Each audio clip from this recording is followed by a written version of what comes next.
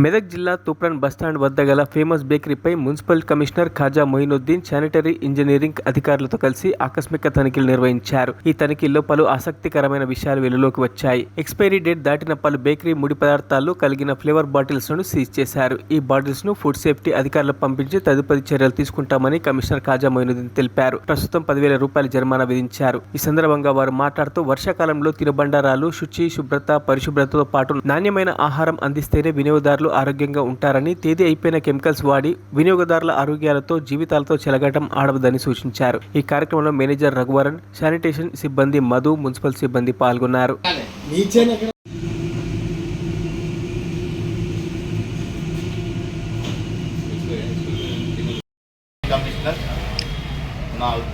Duty ఉద్యోగులు, మన sanitary inspector గారు, మన ఎన్విరాన్మెంట్ ఇంజనీర్, మన వర్క్ ఇన్స్పెక్టర్ ఇలా మార్నింగ్ మేము రొటీన్ రౌండ్స్గా మేము ఫుడ్ ఇన్స్పెక్షన్ చేయడానికి మేము బయలుదేరినాం.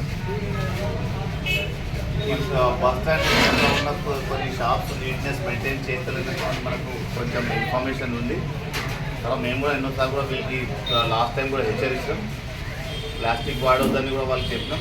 తర్వాత ఇలా పొద్దుగాల మేము ఆకస్మికంగా తనిఖీ చేస్తే ఎక్స్పైర్ అయిన ఫుడ్ మెటీరియల్, ఈ కెమికల్స్, ఇది ఈ సమ్ లిక్విడ్, ఎక్స్పైర్ అయిన లిక్విడ్ కేక్ చేసే దాంట్లో వాడుతున్నప్పుడు మేము డైరెక్ట్ పట్టుకుని ఇప్పుడు వాళ్ళకి మనం యాక్షన్ ఫైన్ ఇంపోజ్ చేసి నెక్స్ట్ దీనిపైన యాక్షన్ తీసుకోవడానికి ఇప్పుడు ఎలాంటి చర్యలు తీసుకుంటున్నారు సార్? ఈ బేకరీ పైన ఫైన్ వేసి అన్ని మెటీరియల్ సీజ్ చేస్తాం.